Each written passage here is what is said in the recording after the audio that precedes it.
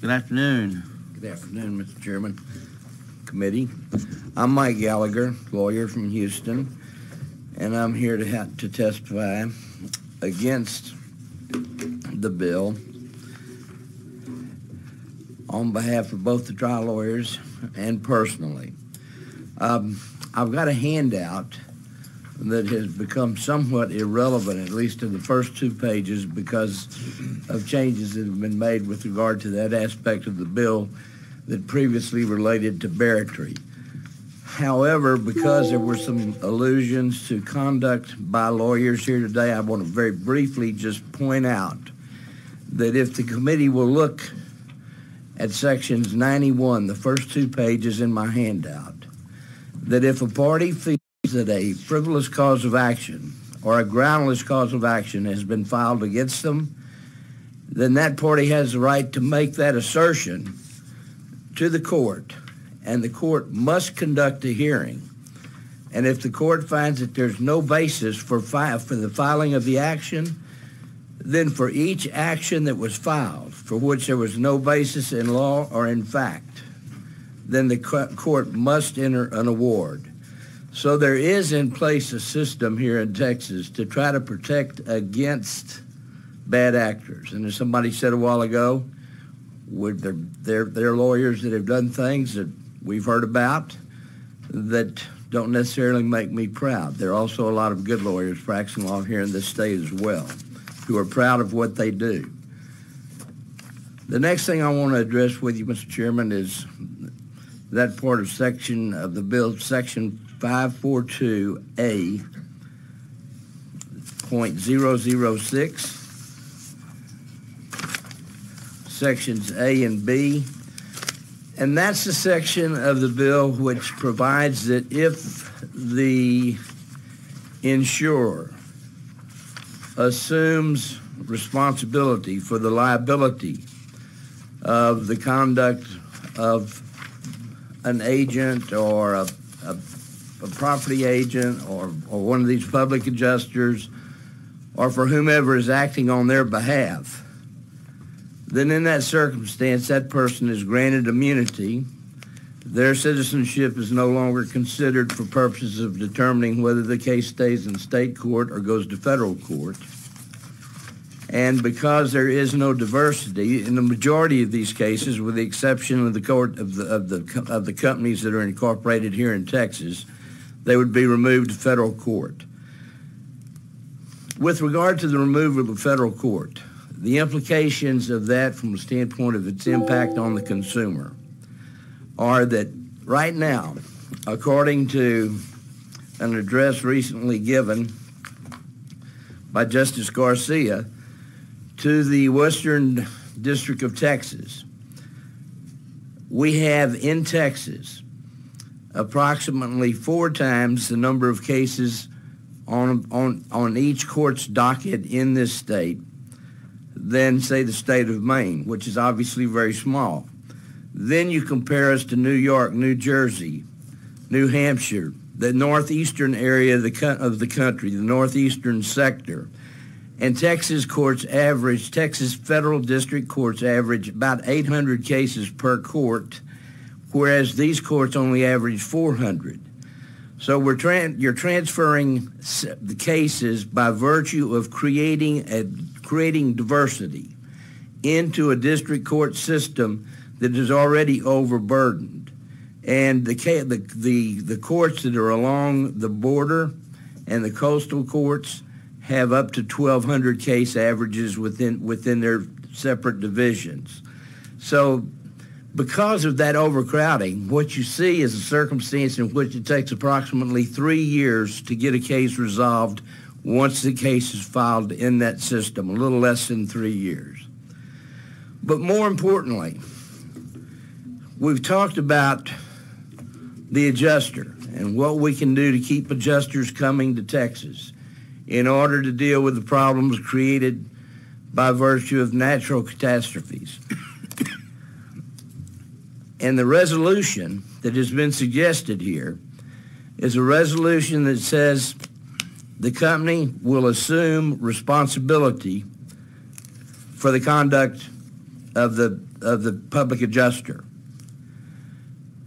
The way to maintain jurisdiction in state courts and continue to utilize the third branch of government in the resolution of these cases, the judiciary, is to, in that same document, have the carrier assume the citizenship of the actor, the defendant, whose liability they are assuming.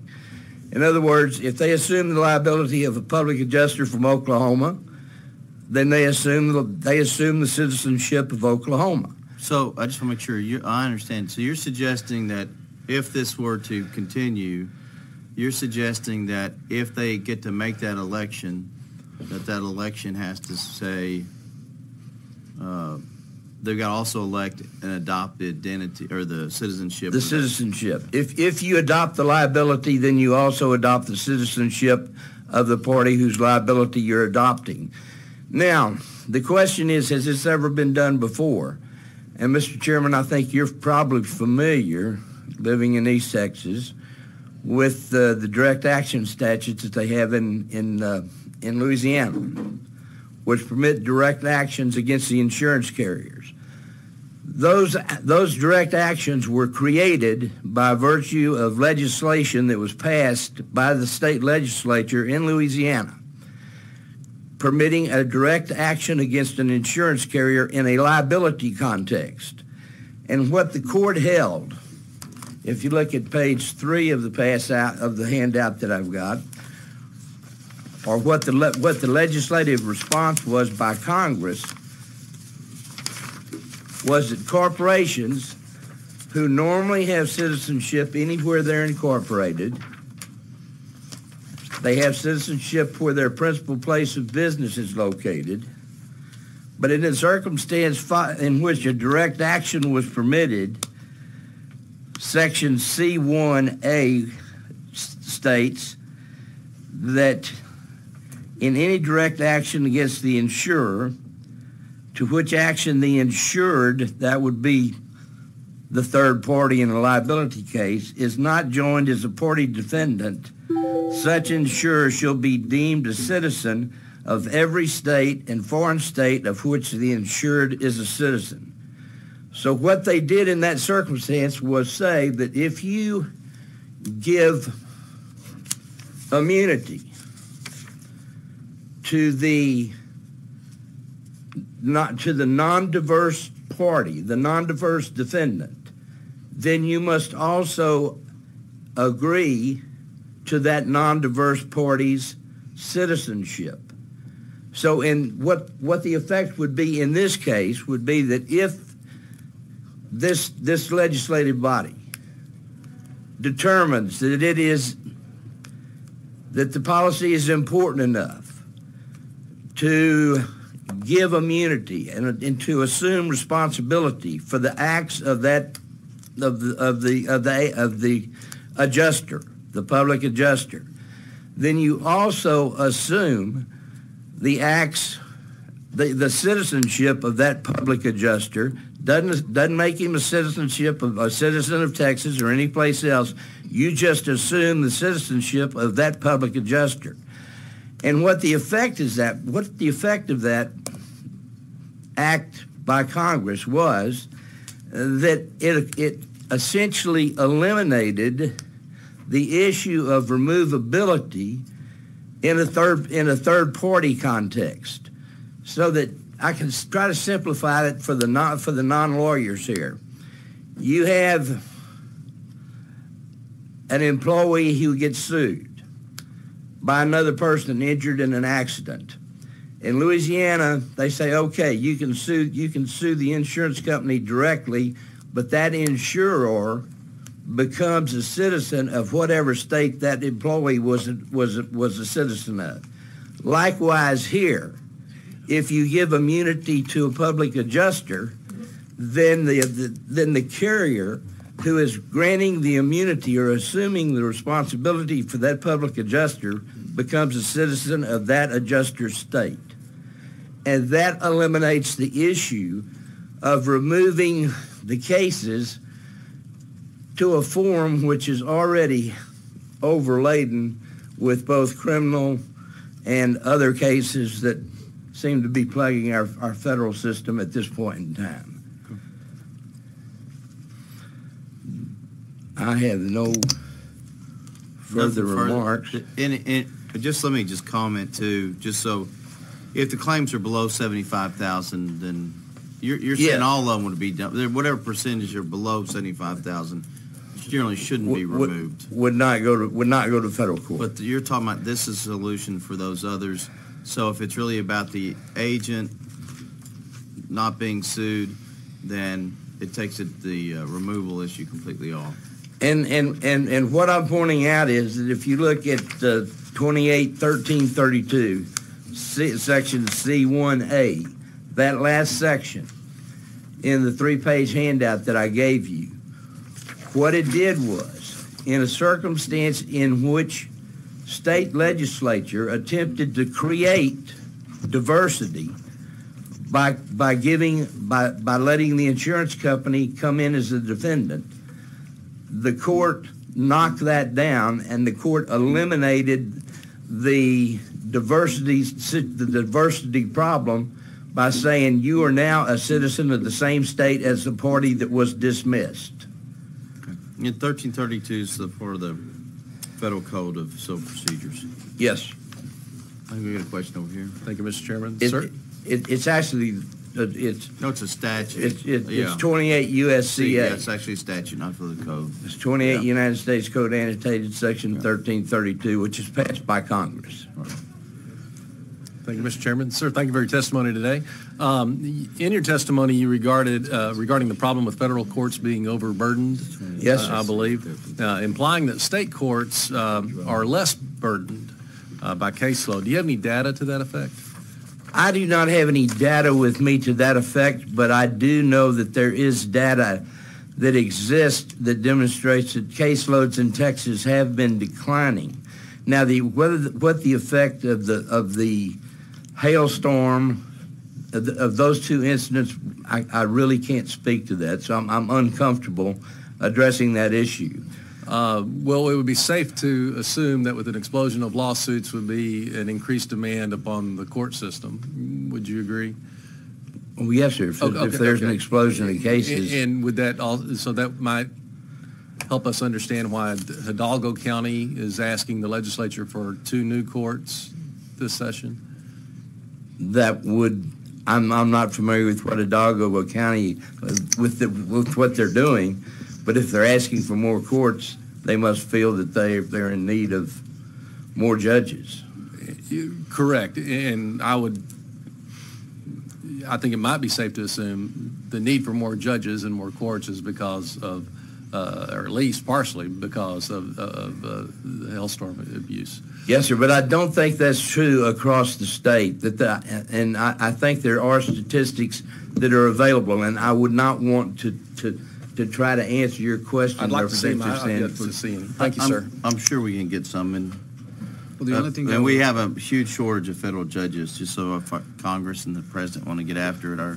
Our federal judges, we'd love to get them appointed, so that's off the mark. Go ahead. The only thing I would add, Representative Sanford, on the additional courts is that in Hidalgo County, as in some of the other counties of the state, for example, there's no specialty court. So each county court or district court, for example, is hearing family law cases, they're hearing civil cases, they're hearing criminal cases. But to make a statement that the reason they're asking for 2 courts has to do with the hailstorm litigation, I think would be false. And I don't think we've gotten anything from our county commissioners or our county judge, the justification for it to be that reason. So just wanted to make that clear so that impression is not put out into the public or to the members of the committee. Thank you. Thank you. Mr. Chairman. Yeah. Real quick one. Yeah, Mr. Gallagher, thank you for your testimony. And Chairman just touched on it, but the statistics were telling regarding the federal court caseload in Texas. I think 800 cases on average per district court versus 400 in the rest of the country or in those other states that you identified. That was 800 versus the 400 in New York, New Jersey, New Hampshire, the New York, Upper East Corridor, the heavily populated regions of the country, our caseload docket is approximately twice that across the entire district. Right.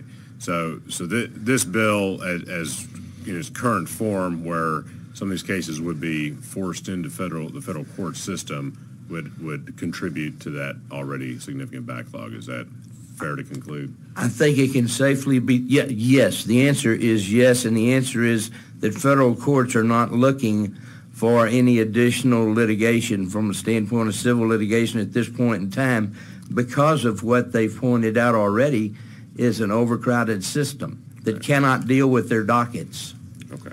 And my last question, the first handout you gave us regarding dismissal of baseless causes of action, I had asked a prior witness, someone in the insurance industry, earlier this afternoon about the provision that's specifically in the insurance code about dismissing frivolous causes of action. And he had indicated that that's just not possible to do, but your testimony that if someone brings a baseless lawsuit, you can in fact go to court and file a motion to have it dismissed under this provision? After the last, I think it was the 2011 session of the legislature, Rules 91 and 92, Rule 91A1 through whatever, was passed. And up until that time, it had been difficult after many, many attempts to try to get a meaningful way of preventing people from filing lawsuits that were baseless. And a committee with a lot of input from all branches of government spent a lot of time drafting and came up with, if you file a lawsuit that has no basis in law or in fact, and you request a hearing, and that's what it says, no basis in law or in fact. There's no legal basis for bringing it, no factual basis for bringing it. You file a motion, then the court does not have discretion. The court must have a determination, must hear the evidence, and upon finding, if there is a finding made, that there was no basis in law and in fact for bringing the court, then they must award such damages as were incurred from the bringing of the baseless lawsuit, so that you get your attorney's fees and all your expenses back. Okay. Thank you, Mr. Gallagher. So I just know it's a good thing we got such good judges in Texas, federal judges, so they can keep up, do twice as much work as those Northeasterns.